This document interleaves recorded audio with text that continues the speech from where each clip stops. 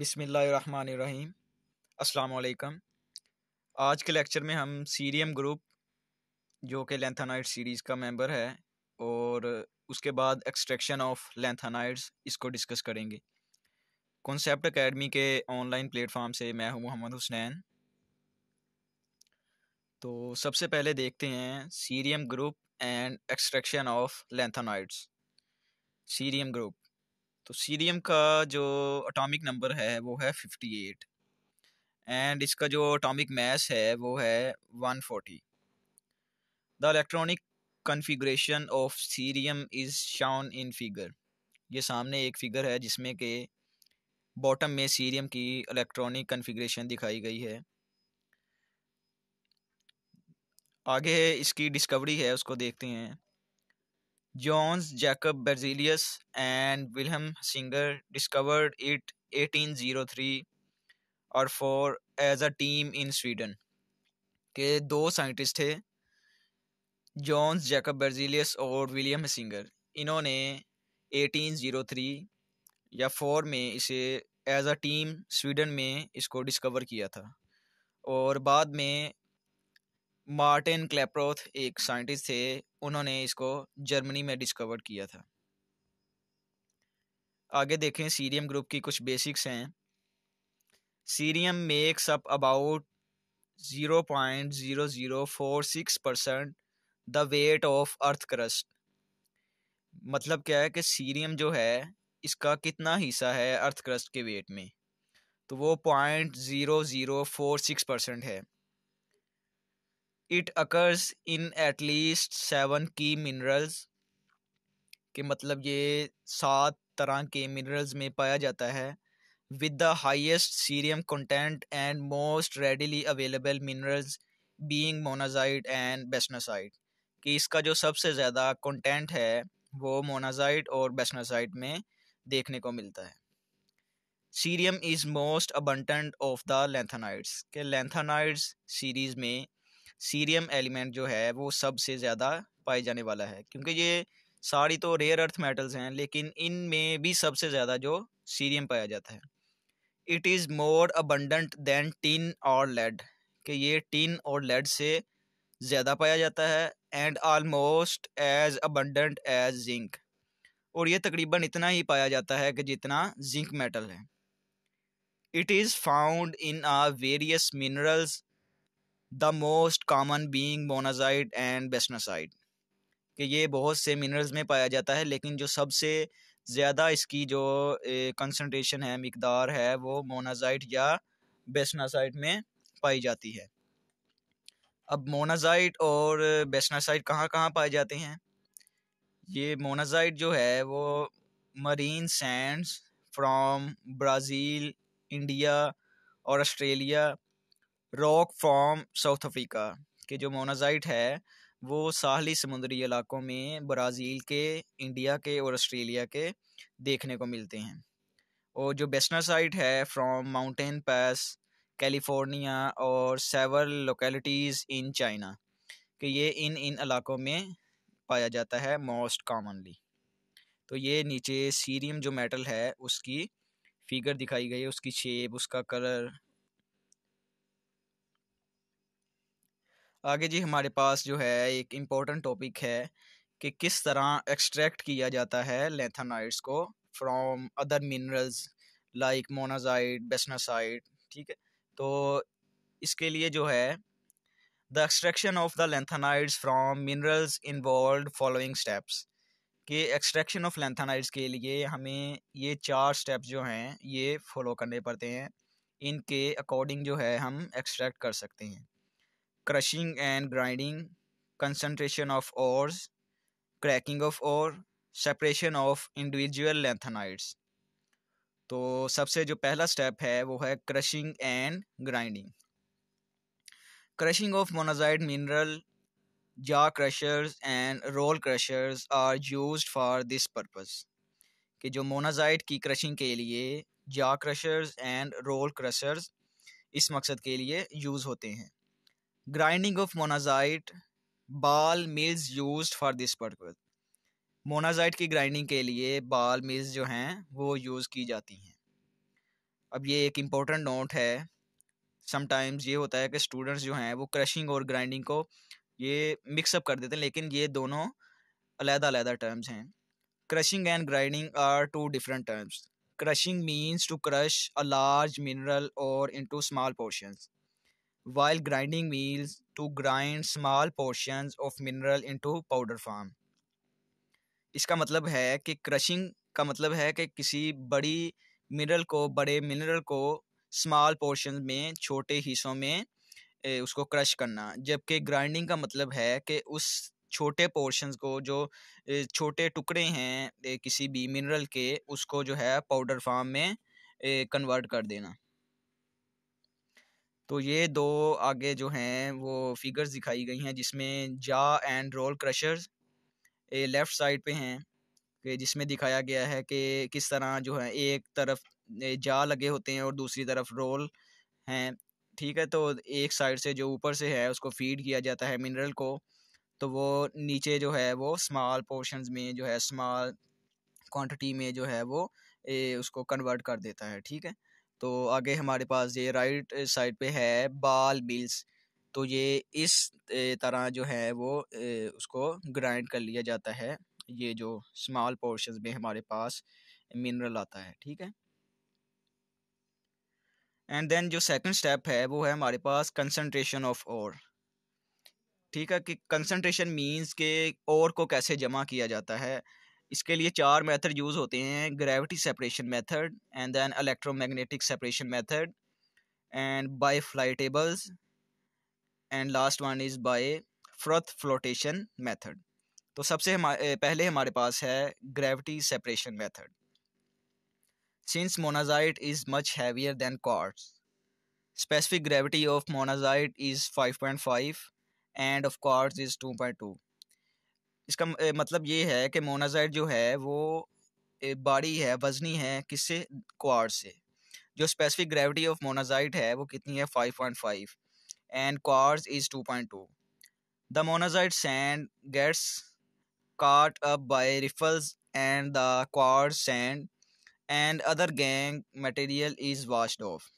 जो monazite sand है वो उसको नीचे जो है इकट्ठा कर लिया जाता है रिफल्स के ज़रिए, और जो क्वार्ट्ज सैंड्स हैं और अदर जो इम्प्योरिटीज़ हैं, गैंग मटेरियल्स हैं, उसको वाश ऑफ, उसको अलहदा कर लिया जाता है, निकाल लिया जाता है। Aldous this method is commonly use in gold industry. अगरचे ये जो है मेथड जो है आमतौर पर गोल्ड इंडस्ट्री में गोल्ड को प्योरीफाई करने के लिए, उसको सेपरेट करने के लिए अदर इम्प्योरिटीज से, ये वहाँ यूज़ किया जाता है gravity separation method. Compare to other beneficiation technologies, gravitational separation offers low installed and operating costs. कि कह रहा है कि दूसरे जो अदर टेक्नोलॉजीज़ हैं, अदर मेथड्स हैं, उसकी बनिस्बत जो है ये सस्ता भी है और आसानी से इसको ऑपरेट कर लिया जाता है। It also tends to have less environmental impact as gravity concentration does not require any use of chemical. तो इसका इन्वायरमेंटल में भी कोई इम्पैक्ट नहीं है, कोई तासुर नहीं है, क्योंकि इसमें किसी भी किस्म का जो केमिकल है वो यूज़ नहीं किया जाता। तो ये किस अपरेटस के ज़रिए, किस टूल के ज़रिए ये मेथड किया जाता है, उसके लिए विल फ्लेटेबल जो है वो यूज़ किया जाता है। ये सामने फिगर में विल फ्लेटेबल की पिक्चर दिखाई गई है। आगे है हमारे पास दूसरा मेथड, इसका है electromagnetic separation method. The monazite being less magnetic than other minerals gets thereby separated by from the rest.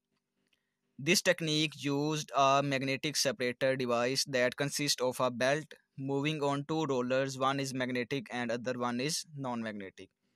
When powder ore is dropped onto the belt, magnetic and non-magnetic particles within will fall away differently from the monazite magnetic roller as this diagram illustrates।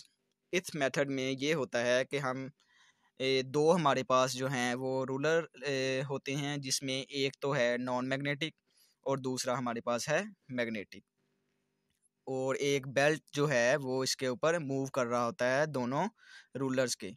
तो हम जो है वो powder को इसके ऊपर जो है वो ड्रॉप करते हैं, तो जिसमें जो है मैग्नेटिक पार्टिकल्स भी होते हैं, नॉन मैग्नेटिक पार्टिकल्स भी। और जो नॉन मैग्नेटिक पार्टिकल्स होते हैं वो बेल्ट पर मूव करते हुए जो है वो नीचे आके वो पहले ही गिर जाते हैं, जबकि जो मैग्नेटिक पार्टिकल्स हैं वो बेल्ट के साथ आगे मूव होके आगे जो है वो कलेक्टर में गिर जाते हैं। तो इस तरह से हम मैग्नेटिक और नॉन मैग्नेटिक पार्टिकल्स को अलहदा कर सकते हैं बाय इलेक्ट्रोमैग्नेटिक सेपरेशन मेथड। और थर्ड पॉइंट है हमारे पास by fly table. Like rice separation from rice husk, monazite is separated from lighter sand particles. जैसे कि हम चावलों को उसके छिलकों से अलहदा करते हैं बाय फ्लाई टेबल्स, तो इसी तरह जो है मोनाजाइट को जो लाइटर सैंड हैं, जो हल्की जो पार्टिकल्स हैं उससे अलहदा कर लिया जाता है बाय फ्लाई टेबल। और लास्ट हमारे पास जो पॉइंट है वो है बाय फ्रुथ फ्लोटेशन मेथड। ये भी एक इम्पोर्टेंट मेथड है। तो मोनाजाइट और is concentrated downward and other impurities in the form of froth are separated. This is another beneficiation method that used to separate bentonite from other minerals. First, the ore is ground into the fine powder and added to liquids in flotation tank. Chemicals are added to cause impurities to settle out, and air is pumped in to create air bubbles. The finer bentonite particles stick to the bubbles, which rise up to the top and form a froth that is then skimmed off. आगे इसकी figure दिखाई गई है। इस method में ये होता है कि सबसे पहले जो है हम पाउडर को जो है वो फ्लोटेशन टैंक में जो उसको है ऐड करते हैं, देन इसमें केमिकल्स ऐड किए जाते हैं जो कि इम्प्योरिटीज़ को जो सेटल डाउन कर देते हैं, सेटल आउट कर देते हैं। एंड देन जो एयर इसमें पंप करवाई जाती है जो कि बबल बनाती है, ठीक है। जो उसमें जो बेस्टनासाइड के पार्टिकल्स होंगे वो बबल्स के साथ स्टिक हो जाएंगे और जो है वो ऊपर जो है जाग की सूरत में, फ्रॉथ की सूरत में जो है वो टॉप पर आ जाएंगे। और इसको हम स्कीम ऑफ करके साइड पे कर सकते हैं, इस तरह इसको सेपरेट कर सकते हैं। और जो इसके आगे इसकी डायग्राम दिखाई गई है।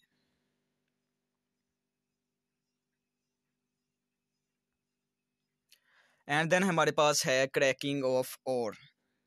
तो इसमें हम देखते हैं ये हमारे पास थर्ड मेथड है क्रैकिंग ऑफ ओर। तो इसके ज़रिए जो है इसमें दो फर्दर मेथड यूज़ होते हैं, एसिड ओपनिंग और अल्कानाइन ओपनिंग के। इसको या तो एसिड के साथ इसको रिएक्ट करवा के या फिर बेस के साथ रिएक्ट करवा के इसको आयंस की सूरत में, इसको फॉस्फेट आयन या सल्फेट आयंस की सूरत में इसको अलहदा कर लिया जाता है। तो सबसे पहले देखें एसिड ओपनिंग। तो सबसे पहले मोनाजाइट का पाउडर लिया जाता है और उसमें जो है कंसनट्रेटेड H2SO4 सल्फ्यूरिक एसिड वो डाला जाता है, ठीक है। और उसको हीट किया जाता है 120 degree to 150 degree. And then जो है उसको थोड़ा सा कूल करके उसमें कोल्ड वाटर डाल दिया जाता है। और जो उसमें इम्प्योरिटीज़ होंगी लाइक थोरियम जो है वो प्रेसिपिटेट दे देंगी as a phosphate in crude form. और जो अल्कलाइन ओपनिंग है इसमें जो है कंसनट्रेटेड NaOH जो है वो यूज़ किया जाता है। मोनाजाइट का पाउडर लेंगे, उसमें हम डालेंगे 73% NaOH। एंड देन जो है उसमें कोल्ड वाटर डालेंगे और जो है वैल्यूएबल फॉस्फेट आयंस बन जाएंगे, ठीक है। और देन उसमें HCl डाल के आगे फर्दर जो है उसकी सेपरेशन की जा सकती है।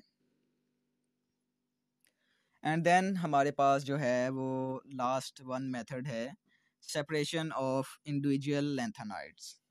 तो इसमें दो तरह के मेथड जो हैं वो यूज़ किए जाते हैं। तो सबसे पहले एक तरफ है हमारे पास ओल्ड क्लासिकल मेथड्स जो कि पहले यूज़ किए जाते हैं, जो कि अब भी इन यूज़ किए जाते हैं। और दूसरी तरफ हमारे पास है मॉडर्न मेथड्स। तो सबसे पहले हम जो है वन बाय वन पहले ओल्ड क्लासिकल मेथड्स को देखेंगे एंड देन जो है मॉडर्न मेथड्स को डिस्कस करेंगे। सबसे पहले हमारे पास है fractional crystallization method. Fractional means के अलग करना, क्रिस्टलाइजेशन क्रिस्टल्स की फॉर्म में अलग करना। तो ये जो लैंथेनाइड्स के जो उन एलिमेंट्स के लिए है अप्लाइकेबल फॉर दोज जो कि आइसोमॉर्फस साल्ट्स बनाते हैं, ठीक है। तो जिनकी सेम सोलबिलिटी है तो उनके लिए ये यूज़ किया जाता है। एंड देन हमारे पास है फ्रैक्शनल प्रेसिपिटेशन, कि उसको प्रेसिपिटेट्स बना के अलग अलग करना। तो ये जो है ये मेथड जो है वो बेसिसिटी पे डिपेंड करता है, लैंथेनॉइड्स एलिमेंट्स की बेसिसिटी पे। तो जैसा कि हम देखते हैं कि हम जो पीरियड में लेफ़्ट टू राइट मूव करें तो जो बेसिसिटी है वो क्या करती है, डिक्रीज़ होती है लैंथेनम टू ल्यूटेटियम। तो जो सबसे वीक बेस होगा वो प्रेसिपिटेट जो है वो पहले दे देगा, कि जो सबसे वीकस्ट बेस है वो प्रेसिपिटेटर क्या करेगा, वो फर्स्ट पे प्रेसिपिटेट बना देगा, और जो स्ट्रॉन्ग बेस होगा वो लास्ट पे प्रेसिपिटेट बनाएगा। तो इस तरह जो है हम स्टेप वाइज जो है वो उनको अलहदा कर सकते हैं in the form of precipitates. आगे हमारे पास है फ्रैक्शनल थर्मल डीकम्पोजिशन, और उनको जो है हीट करके जो उनकी जो है हीट के ज़रिए जो है उनको अलहदा कर सकते हैं। और आगे हमारे पास है सॉल्वेंट एक्सट्रैक्शन मेथड। तो ये इसके लिए जो है वो सूटेबल सॉल्वेंट रिक्वायर्ड होता है, ठीक है। तो जो भी है वो सॉल्वेंट जिसके लिए अलहदा अलहदा जो है वो हर एक एलिमेंट के लिए यूज़ होगा। तो इसके लिए भी है जो जल्दी सोल्युबल होता जाएगा वो अलग होता जाएगा, ठीक है।